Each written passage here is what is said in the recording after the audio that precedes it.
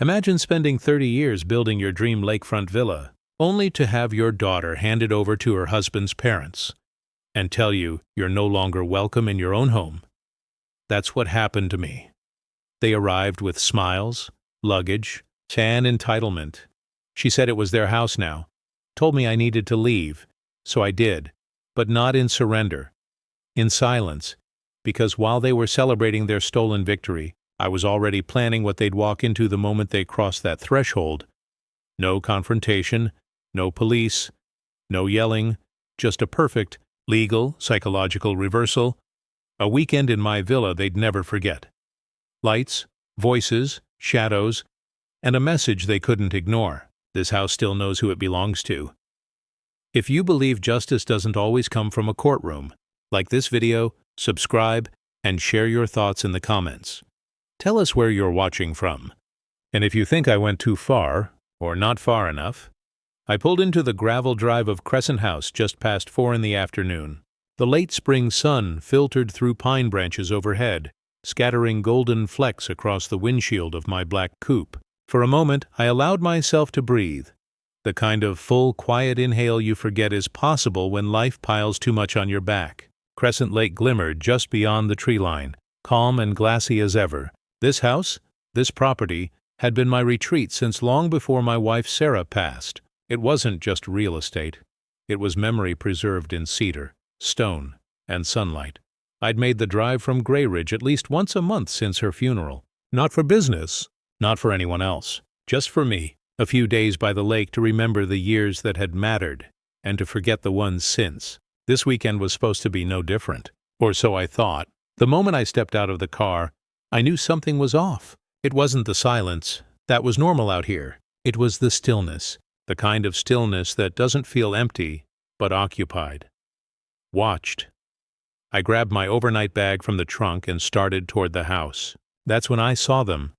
2 figures on the terrace. Bathrobes, coffee mugs, laughing, at ease. Rachel leaned against the railing, her dark hair pulled back, eyes shaded behind oversized sunglasses. Beside her stood Evan, her husband of 3 years. He spotted me first, and the shift in his posture was immediate. Coffee lowered, eyes widened, shoulders stiffened. Rachel turned casually, but the moment she recognized me, her smile evaporated like fog off the lake. "Dad?" she called, her voice cut through the quiet like a thrown knife. "What are you doing here?" I stopped halfway up the stone path, blinking. "What do you mean? What am I doing here?" "This is my house." Rachel didn't flinch. "Evan and I are spending the weekend. We're already settled in, so maybe you could come back another time?" My bag slipped from my hand. The weight didn't change, but something inside me cracked. "Excuse me?" She crossed her arms. "We're here first. We planned this. You didn't ask," I said, my voice tight. "You didn't even mention. I didn't think I had to," she snapped. "It's a family property, isn't it?" "No," I said flatly. "It's my property. The title's in my name," she shrugged. "Well, it's not just yours anymore." That sentence hit harder than it should have. I stared at her, trying to find some trace of the girl I used to tuck in at night. The one who cried for days when Sarah died. The one I'd given everything to, hoping that love might hold our broken family together. But that girl wasn't standing there anymore. Evan stayed silent, eyes darting everywhere but toward me. "I drove 2 hours for this," I said quietly. "And I'm telling you," Rachel replied, her voice suddenly steel, "you're not staying here this weekend." I wanted to argue, wanted to shout, but my body, or maybe something deeper, had already started retreating. My knees ached as I bent to retrieve my bag. My pride ached more. "Fine," I muttered. Rachel didn't respond. She just turned back toward the lake, coffee raised like a toast to my exit. I got back in the car, backed out slowly, and started down the long road back to Grey Ridge. The lake disappeared behind me in the rearview mirror, replaced by pine trees that blurred together with the rage building in my chest. My phone buzzed twice during the drive. I didn't check it. By the time I pulled into my driveway, the sun had dipped low behind the hills, leaving my house in long, bruised shadows. I made coffee, microwaved some leftovers, and sat in my study, staring at nothing. And then the phone rang again. It was Rachel, I answered, hoping for regret. For decency. For my daughter, instead, I got this. "Dad, listen carefully. Crescent House is no longer yours. Evan's parents needed more. It's theirs now. You're not allowed to go back. I laughed. A short, stunned exhale. What are you talking about? They need a place. You barely use it. They're moving in this weekend. My hands curled into fists, but my voice stayed low. You don't have the right. I do, she said coldly. And if you try to interfere, you'll regret it. Click, the line went dead. The room did too. I sat in silence for nearly an hour. The last of the daylight slid off my windows, and still I didn't move. My daughter had just told me, clearly, without hesitation, that my home was no longer mine. I stood, walked to the shelf where Sarah's photo still sat, and stared at her smiling face. I whispered, it's time to stop being patient. By Monday morning, my mind was no longer fogged by shock. The ache in my chest had cooled into something far more useful: precision. Years in construction taught me that problems only overwhelm you when you fail to measure them. So I measured. I made coffee, opened my laptop, and began dissecting the situation like I would a structural blueprint. The facts were clear. The title to Crescent House was still in my name. No transfers, no legal filings, no paperwork of any kind. Whatever Rachel thought she had done was purely verbal, assumed, or delusional. But that didn't mean it wasn't dangerous. People who feel entitled to what isn't theirs will take what they want, unless stopped. I called Victor Lynn, the attorney who'd helped me through zoning wars, property disputes, and a decade of city council politics. When I explained the situation, he didn't interrupt, just listened. When I finished, there was a pause. Do they have any written claim? He asked. No, I said, not yet. Then we get ahead of them. By the end of that meeting, I had a checklist: reconfirm ownership, initiate property protections, and begin documentation of all contact. Victor called it pre-litigation shielding. I called it tightening the perimeter. That night, Rachel texted again. Dad, stop being difficult. You barely go to the lake anymore. Glenn and Marianne have nowhere to go. They're family now. That word again. Family, like it excused theft, like it erased boundaries. I didn't reply. Tuesday morning, I called Noah, my neighbor 2 doors down, who once turned his garage into a fully automated greenhouse just for fun. Last winter, I helped him fix a foundation crack after the storm. He owed me. More importantly, he liked challenges. I didn't tell him who was coming. I just told him I wanted Crescent House to respond to motion, lights, and voices, but not in the usual way. Noah grinned. You want it to scare people? Not scare, educate, he nodded. You want a lesson built into the floorboards? Exactly. By noon, we had a plan. By evening, we had gear, motion sensors, smart lighting, speakers, cameras, a remote control tablet, and a backup power grid that couldn't be shut off by flipping a breaker. Noah called it a ghost grid. I called it a net. Wednesday and Thursday, we worked in silence, turning Crescent House into something no one could take without feeling watched. Every light was wired. Every hallway could speak. Every faucet, every stereo, every power outlet, all waiting for a signal. Want to add projections? Noah asked. Shadows on the walls? Yes, I said, but nothing too obvious, just enough to make them doubt what they're seeing. He grinned. That's the best kind.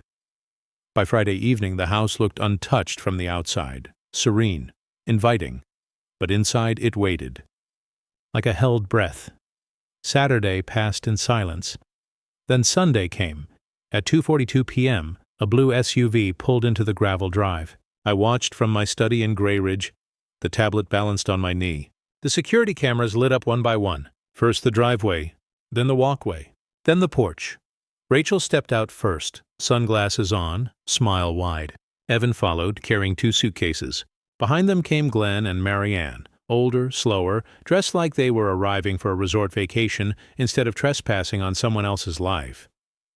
I watched them approach the front door. Marianne paused to read the professionally mounted sign Noah had insisted on. Welcome to Crescent House, a fully automated smart home. Enter at your own risk, she laughed. What is this, a joke? Rachel waved her off. Just my dad being dramatic. Glenn bent down and yanked the sign out of the bracket. It clattered to the porch floor. Fix that? He said. They used a copied key to open the front door. The motion sensors blinked red. The system armed itself. And the house, my house, prepared to deliver the first lesson. I waited. Crescent House didn't react right away. That was by design. The system was built not to startle at the first step, but to observe, to record, to let the intruders get comfortable. That was the key to making them feel like they belonged, so the reversal would feel like the ground shifting beneath their feet. The cameras gave me a clear view as they carried their luggage through the front hall. Marianne paused to admire the living room's lake view. Glenn moved toward the kitchen. Evan followed behind, nodding toward the upstairs loft like he'd already laid claim. Rachel looked right at the main hallway camera without flinching. She knew it was there. She just didn't believe it mattered. I waited until they were fully inside, the front door closed, the locks automatically engaged by the system. Only then did I tap the command on the tablet. Lights in the entryway dimmed, subtle, just a few degrees, enough to shift the tone. The voice assistant, disguised to sound neutral, synthetic, genderless, spoke in even cadence. "Welcome to Crescent House. Unauthorized access detected.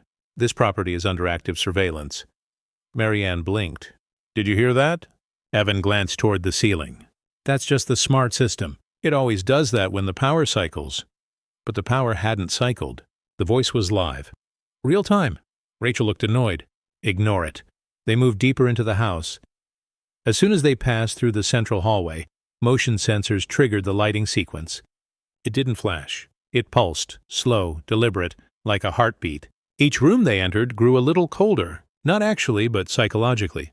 The lights dimmed behind them, brightened ahead, always one step out of sync with their movement. Glenn opened the fridge and frowned. "This isn't stocked," Rachel shrugged. "We'll order in." In the upstairs hallway, the first sound effect activated. Soft creaking, like footsteps on old wood. Even though Crescent House had silent floors, Marianne turned around, eyes narrowed. "Did someone just come in?" "No," Rachel snapped.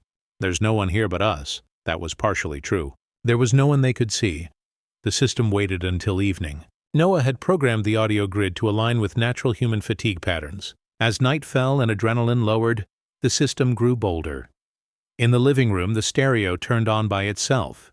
Just static, low volume, almost beneath hearing. When Glenn reached to turn it off, it raised by 3 decibels, then shut off on its own. In the kitchen, the faucet began dripping, not rhythmically, intermittently, maddeningly. Upstairs, every third step on the staircase emitted a soft groan, even though the wood was reinforced. In the guest bedroom, one of the smart bulbs dimmed itself repeatedly every time Marianne turned it up. Evan tried to access the control panel Noah had hidden behind a locked panel. His confusion deepened when the system responded with a calm message. "Control access denied." "You are not recognized." Rachel stared at her phone. "There's no Wi-Fi." "There's supposed to be," Evan said. I used it last time we were here." "There's no signal now," Rachel said. She was wrong. The signal was fine. The router simply blocked all unknown MAC addresses. At precisely 10 p.m., the voice system activated again. "This property belongs to Mark Caldwell. Unauthorized occupants must vacate immediately." That got their attention. Marianne gasped. "What did it say?" Evan looked up. "It must be a prank." "It's his prank," Rachel said darkly. "He's trying to scare us." She wasn't wrong. But fear was just a symptom. The real purpose was dislodging entitlement.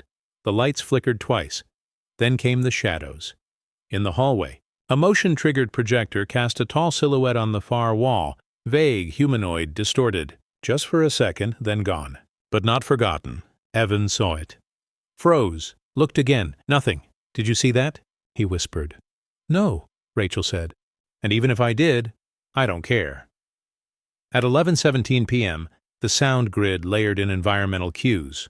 Wind whistling, doors creaking that never opened, footsteps in adjacent rooms. The soundscape was randomized. No pattern, no logic, just confusion. Marianne refused to sleep in the guest room. "Something's wrong with the walls," she said. "What does that mean?" Rachel snapped. "They're too quiet." "Then they're not." Glenn tried to reset the main breaker, found it locked. The battery grid kept power running. All indicators showed green. No malfunctions, just obedience. To me. At midnight, every faucet in the house turned on. Kitchen sink, upstairs showers, guest bathroom. Not enough to cause damage, just noise. Chaos. Evan ran to turn them off. The moment he left the room, they turned back on. "No," he muttered. "No way," the voice returned. "Leave now. Final warning. This property is protected, Rachel screamed. Turn it off. Turn everything off, Evan shouted. I can't! There's no access. There's no control. That's when the front door refused to open. For 30 seconds, the smart locks engaged, as programmed, not permanent, just long enough to make the walls feel closer. Marianne broke down crying. Glenn shouted into empty rooms. Rachel pounded on the control panel. Evan stood in the center of the living room, arms at his sides, lips moving, but saying nothing.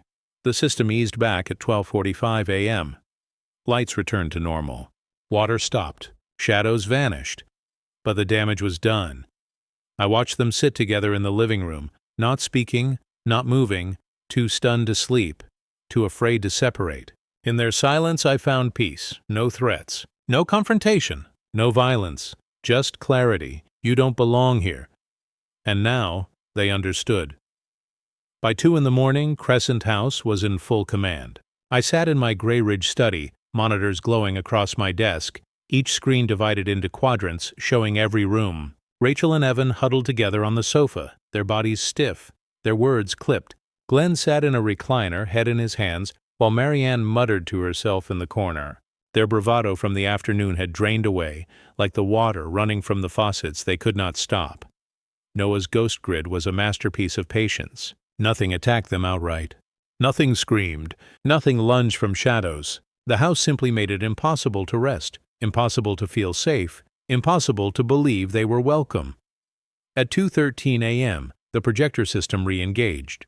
A shadow appeared at the top of the staircase, tall, elongated, its proportions just slightly wrong. Evan jumped to his feet. Who's there?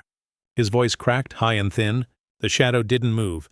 When he took a step toward it, the shadow dissolved into nothing. Marianne gasped like she'd seen the devil himself. The voice assistant waited 30 seconds, then delivered another message, calm and steady. Warning. You are trespassing. This house does not belong to you.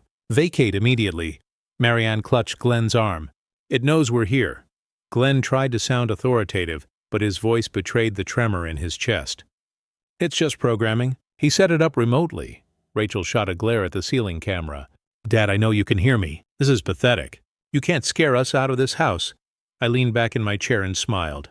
Defiance was expected, but her eyes flickered sideways as she said it, searching for confirmation from Evan. And Evan wasn't offering any. At 3:05, the soundscape shifted again. This time it was whispers, indistinct, layered, designed to tickle the edge of hearing. A woman's voice repeating words they couldn't quite make out. Evan spun in a circle, his jaw tight, fists clenching and unclenching. Do you hear that? Marianne whispered. Stop talking, Rachel snapped. You're making it worse, but the whispers grew louder until they were unmistakable. Get out! Get out! Get out! The living room lights strobed once. Just once. Enough to raise every heartbeat in that house. Evan marched to the breaker box again, yanked it open, and stared at the array of industrial batteries neatly sealed behind the false panel Noah had built. His face drained. This isn't a normal system, he muttered. It's fortified. Glenn shoved him aside. So bypass it. I can't, Evan said, his voice cracking. This isn't something you just bypass. Whoever set this up knew what they were doing. Rachel pressed her hands against her temples. He's doing this to humiliate us.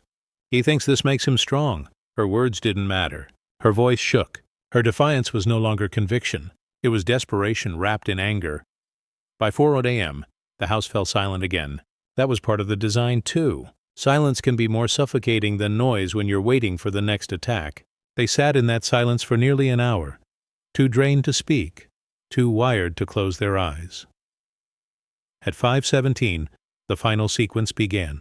The projectors activated in every main room simultaneously. Shadows moved along the walls, tall and thin, pacing back and forth like restless guards. The sound system layered in heavy footsteps overhead, then at ground level, then directly behind them. Rachel jumped to her feet, her voice breaking. Stop it! Just stop it! The voice assistant responded immediately. This is not your home. Leave now. Final warning. The faucets turned on again. Every shower erupted at once. The kitchen sink blasted water onto the counters. The washing machine churned, though it was empty. The sensory assault was total. Glenn staggered toward the front door, yanking at the handle. The lock held fast. He pounded his fist against the wood. "Let us out!" 30 seconds later, the smart lock released. The door swung open. Cold dawn light spilled into the room. They didn't hesitate. Suitcases were abandoned. Coffee mugs left on the counter. Marianne fled first, Glenn close behind. Evan and Rachel followed, both wild-eyed and disheveled, dragging what little they could carry. I watched them sprint down the path toward the blue SUV. Rachel's voice carried faintly through the outdoor microphone. "This isn't over. He thinks he's won, but it isn't over," but her voice cracked on the last word. The SUV roared to life and sped down the gravel road, leaving Crescent House in silence once again. The house stood calm, untouched, as though nothing had happened at all. At 7:30 a.m., my phone buzzed. Her name flashed across the screen. I answered with steady calm. "Good morning, Rachel."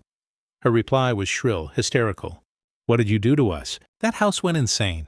The lights, the voices, the shadows. Mom would be ashamed of you." I let her rant until her voice broke into sobs. Then I spoke, measured and cool. "Rachel, I was here in Grey Ridge all night. How could I possibly control something 200 miles away?" She choked back tears. "You did this. Somehow you did this. Or maybe," I said softly, "Crescent House just doesn't like strangers." Silence. 10 long seconds. Then the line went dead. I set the phone down, leaned back in my chair, and exhaled. The lesson was delivered. The house had spoken, but I knew Rachel. One night of terror wouldn't be enough. She would come back. She would escalate. And when she did, I would be ready. Tuesday morning, the monitors in my study flickered to life as Crescent House streamed its feeds back to me. The lake shimmered calm in the background. Pine trees swayed with spring wind, and for the first time in years the house looked truly at peace. But peace never lasts long when greed still lingers. At 10:07 a.m., a new vehicle rolled into the driveway. Not the blue SUV this time. A white van with lettering I recognized immediately. Ridgefield Locksmith Services. Evan stepped out of the passenger side, tense but purposeful. He'd shaved, dressed sharply, and walked with that stiff arrogance of a man who believed tools could solve problems his courage couldn't. The locksmith followed him up the path. A wiry man in his 50s carrying a heavy kit. Evan gestured toward the front door, explaining something with rapid hand movements. "The cameras picked up every word. Systems malfunctioning," he said. "We just need the lock swapped. Basic job." The locksmith studied the smart keypad and biometric panel Noah had installed. His eyebrows furrowed. "This isn't basic, sir. This is integrated." "Just do it," Evan snapped. The locksmith knelt down, tested the panel with his instruments, then leaned back with a sigh. "Sir, this isn't something I can change without reprogramming the whole system. Whoever designed this built redundancies, backup power, remote overrides. It's impressive." Evan's jaw tightened. "So what are you saying?" "I'm saying you need a home automation specialist, not a locksmith." The man snapped his kit shut. "This is way beyond me." Frustration boiled out of Evan in a half-shouted curse. The locksmith walked back to his van without another word, clearly eager to leave. Within minutes, the vehicle disappeared down the road. Evan stood on the porch, staring at the locked door as if it were mocking him. Then he kicked it, hard. Once, twice. But the reinforced frame didn't budge. He muttered something under his breath and stormed back to his SUV. By evening, I knew Rachel would hear about his failure. She wouldn't take it quietly. At 8 sharp, headlights cut across my driveway in Grey Ridge. A car door slammed. Then another. Moments later, pounding rattled my front door. I didn't flinch. I opened it slowly, deliberately. Rachel and Evan stood there, both visibly frayed. Her eyes were wild, her face flushed, her lips drawn tight as though holding back words too sharp to unleash on the porch. Evan stood behind her, fists clenched, jaw hard. "Dad!" Rachel said, her voice shaking with controlled rage. "We need to talk, do we?" I asked, my tone flat. She pushed past me without waiting for permission. Evan followed. They stopped in the center of my entryway as though they owned that space too. "You need to stop this," she said, her voice climbing. "Whatever you've done to Crescent House, undo it. Right now." I crossed my arms. "Undo what?" "You know exactly what," Evan barked. "The lights. The shadows. The voices. That wasn't some malfunction. You rigged it." "Interesting accusation," I replied calmly. "Do you have proof?" Evan faltered, his mouth opening and closing like a man caught mid-lie. Rachel stepped forward, eyes blazing. "Listen to me. If you think you can scare us out of that house, you're wrong. You've ruined everything, and if you don't fix it, you'll regret it." "Regret?" I asked softly. "That sounds like a threat." "It is," she spat. "We'll go to court. We'll sue for harassment, emotional distress. We'll tell everyone what you did. You'll be the bitter old man who tormented his own family." I studied her for a long moment, the daughter I'd once held through fevers, tears, and scraped knees. Now standing here, spitting venom in the same breath she used to call me Dad. "You've already told everyone," I said finally. "You told me the villa was theirs. You told me I wasn't welcome. You told me Sarah would be ashamed. You've made your position clear." Her face twisted at my wife's name. "Don't you dare bring her into this." "She's already in it," I said. "She'd be horrified at what you've become."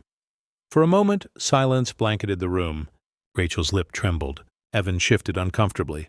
Then her mask snapped back into place. "If you don't hand over Crescent House, you'll never see your grandchildren," she hissed.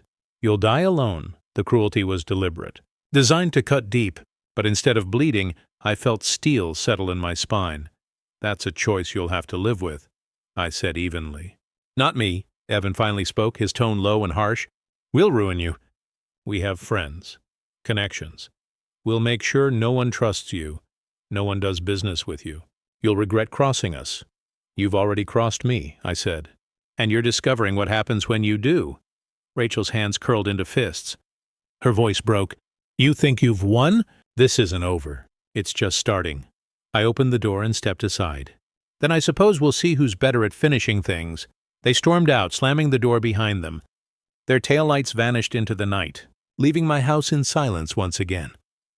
I returned to my study, poured a glass of water, and sat in the chair that had borne witness to so many battles. Business contracts, city council fights, courtroom testimony. This one felt no different. On my desk, Sarah's photograph smiled back at me. I touched the frame lightly. "You were always the patient one," I whispered. "But patience isn't what this needs anymore." By Wednesday morning, I had my next move. I called Victor Lynn and told him to meet me at Eli Sharp's office. It was time to make Crescent House untouchable, and to end this war on my terms. Wednesday morning carried the clarity of a sharpened blade. I drove into Gray Ridge's financial district, past glass towers and polished sidewalks that reflected the rising sun. For 3 decades, I had walked into rooms like these to negotiate contracts, close deals, and outmaneuver competitors who underestimated me. Today was no different. Only this time, the stakes were personal. Eli Sharp's conference room sat high on the 12th floor, all glass and chrome, with a view of the courthouse dome. Victor Lynn was already there, a stack of folders open in front of him. Eli, calm as ever, slid papers across the table with the smooth efficiency of a man who had notarized half the city's fortunes and failures. Rachel, Evan, and his parents arrived 5 minutes late. They entered like they owned the place. Rachel in a blazer too crisp for sincerity, Evan stiff with false confidence, Glenn and Marianne carrying the air of people about to collect on an inheritance they hadn't earned. Rachel took the seat directly across from me, her eyes narrowed. "All right, Dad, let's get this over with. We're here to finalize the villa transfer." I said nothing. I simply nodded at Eli. He cleared his throat. "Let's begin. Mr. Caldwell has already executed a transfer of Crescent House. As of Monday morning, the property belongs entirely to the Second Chance Foundation for Homeless Assistance. The transfer is irrevocable." The silence that followed was heavy, like a storm pressing down on the room. Rachel blinked. "What?" Eli repeated himself, his voice steady. "The villa has been donated to the foundation. The title has been signed, notarized, and filed. It is no longer in Mr. Caldwell's name, nor yours, nor anyone else's. It belongs to the charity, effective immediately." Evan's face went pale. "That's impossible. You can't just—" "I can," I said quietly. "It was mine to give, and I gave it to people who actually need it." Marianne's voice cracked. "What does that mean for us? Where will we live?" I met her eyes without flinching. "The same place you planned to send me when you took my house." "Somewhere else." Rachel slammed her hands on the table, the sound echoing through the conference room. "This is spite. Pure revenge." "No," I corrected. "This is justice." Victor slid another document forward. "The donation includes a lifetime usage clause for Mr. Caldwell. He retains full rights to access Crescent House as long as he lives.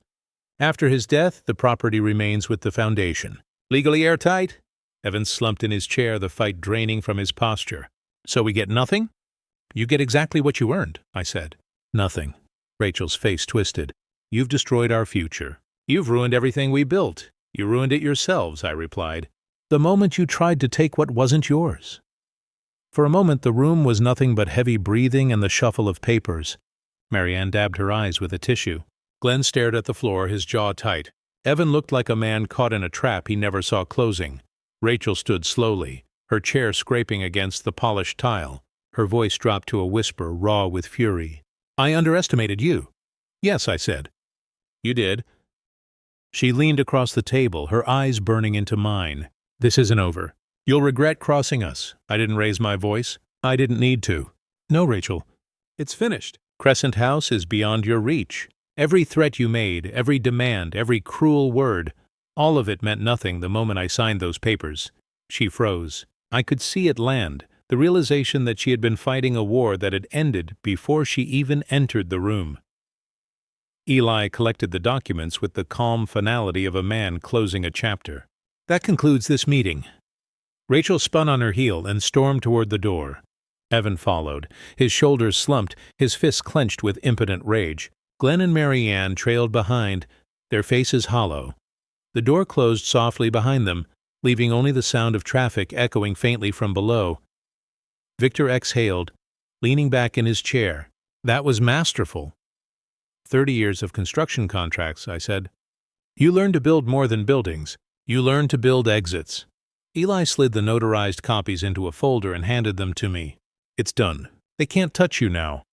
I stood, collected the folder, and walked to the window. From this height, the courthouse dome gleamed in the morning light, unbothered by the petty wars of families. It was over, but as I stared down at the city, I realized something deeper. It wasn't just about Crescent House anymore. It was about reclaiming the part of myself I'd surrendered 3 years ago when Sarah died and Rachel discovered how easily I could be manipulated. Every check I wrote, every demand I accepted, every time I said yes when I should have said no, that man was gone.